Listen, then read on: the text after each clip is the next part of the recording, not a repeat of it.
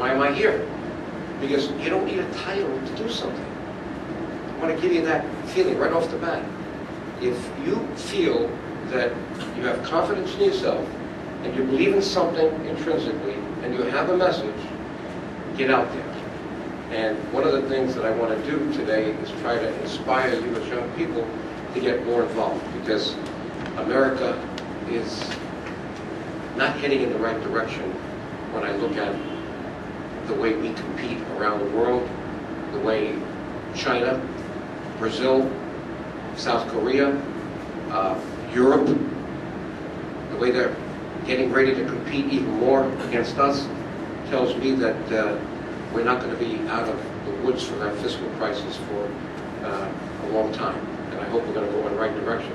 Now, I think I picked a pretty good image here, the national debt law. I took the word national off because as I speak about this, I want to give this more of a global feel.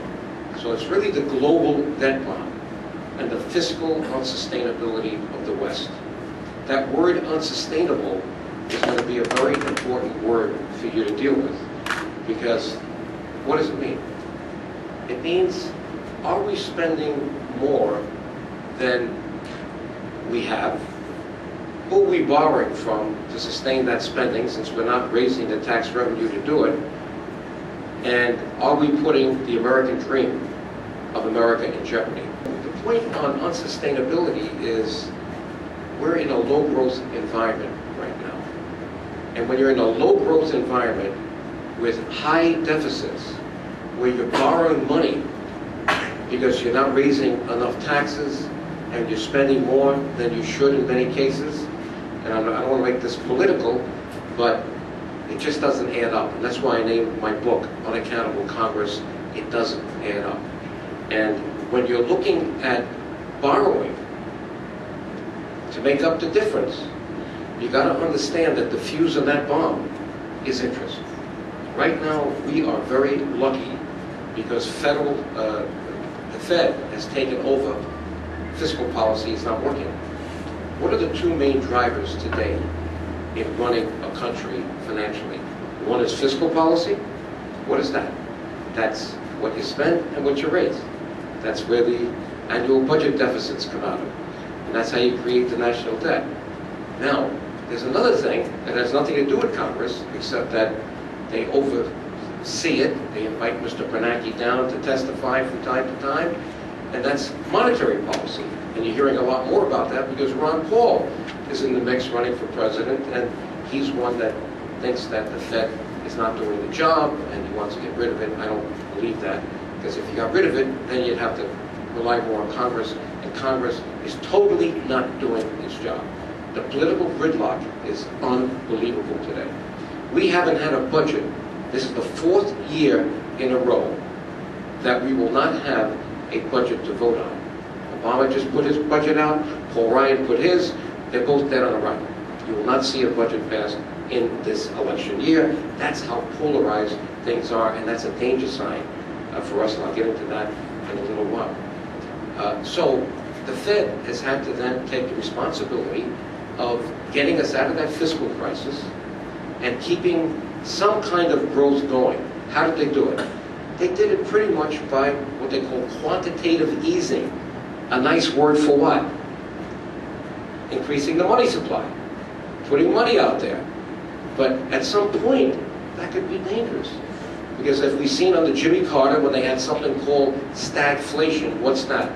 A stagnant economy, which is basically what we've had, and we're still trying to come out of it. We don't know yet where it's heading.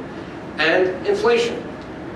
And you're too young enough to remember, that we had a prime rate under Jimmy Carter in 1979 of 21%. Think about that today.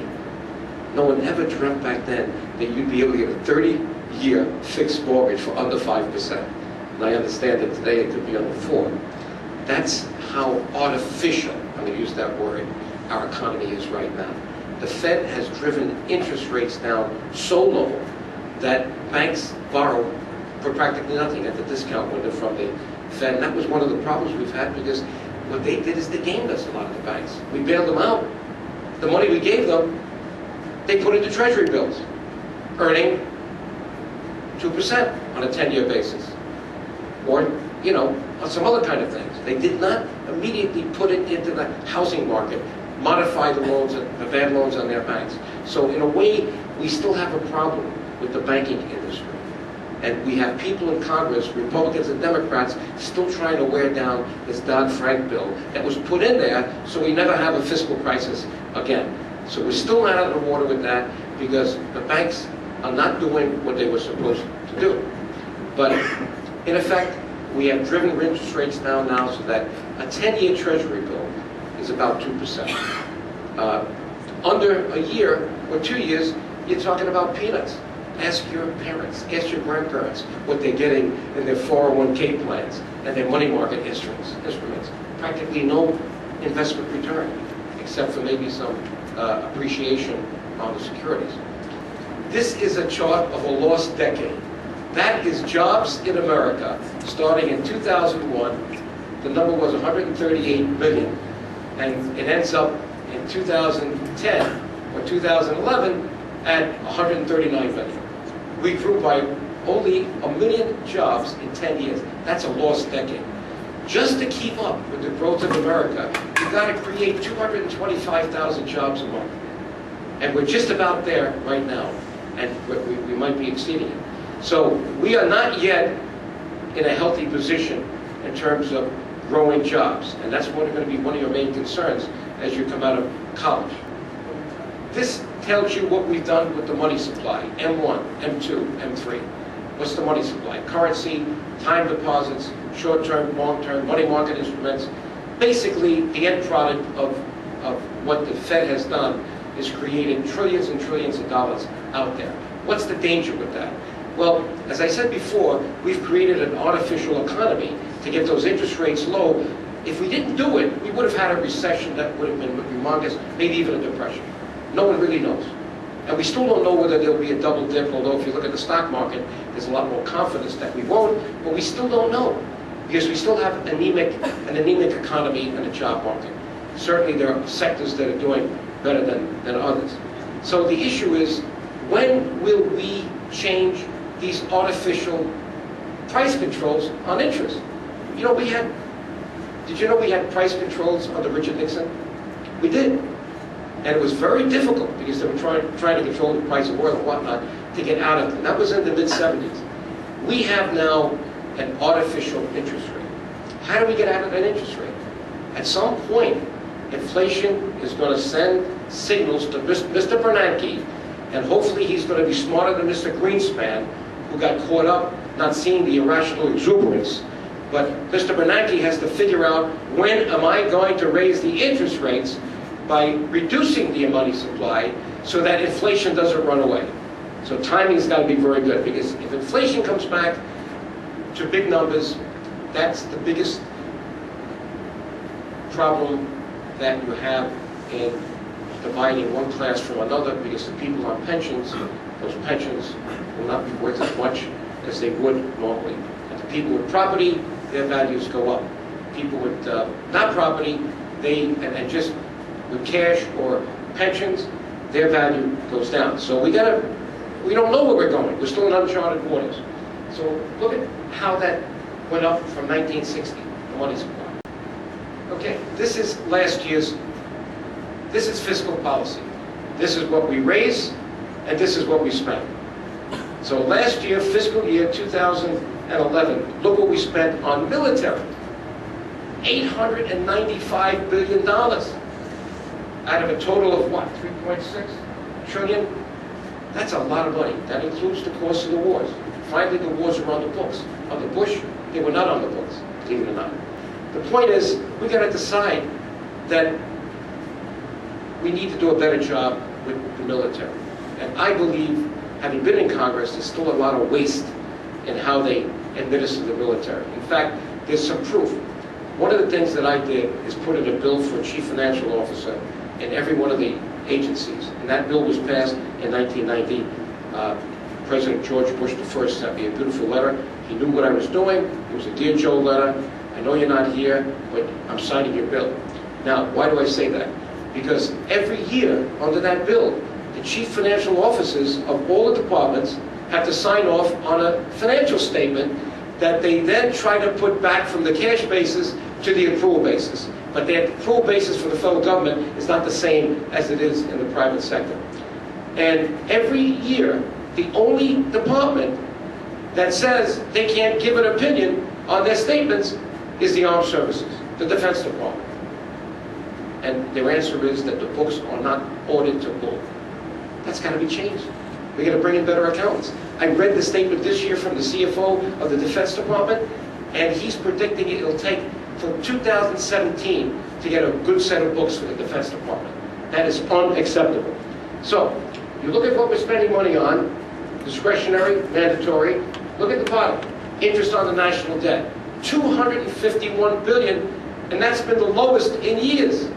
$251 billion. But by the way, that's interest that we pay out, and that's only on the $10 trillion, because we don't pay out the interest on the $5 trillion that's in the Social Security Trust Fund.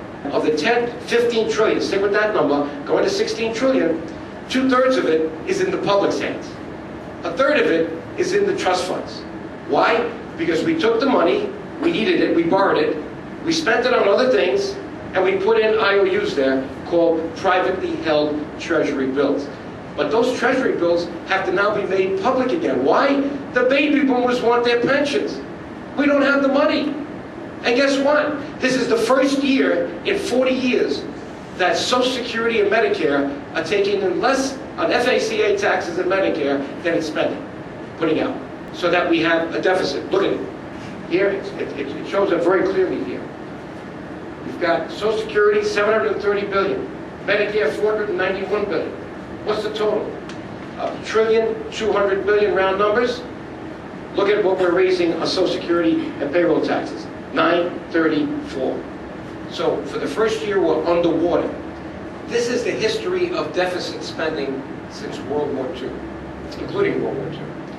But it's not the size of the deficit it measures. It measures the percentage of the annual deficit against GDP. What's GDP? The gross domestic product. What's the gross domestic product?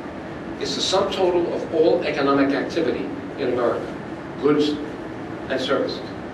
And you'll see at the end, 2010, over 10%, because we had $1.5 trillion deficit against a gross domestic product. I think it was about $1.450 at that time. So over 10%. Then it went down to 8.3 in 2011, better. But what do they shoot for, generally? And what's been the history? About 3% on average. And if you look at the budget that Congressman Ryan came up with, his budget says that the plan by 2022 is to reduce the deficits by $7 trillion over that 10 years. But he's saying that the deficit would be about 3% of gross domestic product. They feel they can handle that, and they feel that's going to be equivalent to the interest on the national debt. But look what we've done here. Deficit spending since World War II. Look at this little section here. Why is that not below water? Those are the Clinton years. Remember the Clinton surpluses? That's a lie. Why? Because if you took away the gimmick that Lyndon Baines Johnson put in, and you eliminated the surpluses for Social Security and Medicare in those years that they used to offset the deficit, those lines would be below as well. So I just want you to know, the public's been gamed. That's why I wrote the book, Unaccountable Congress, and no one's been able to tell me, Joe, you're wrong, you're lying. No, they just don't want to discuss it, because they know I'm right.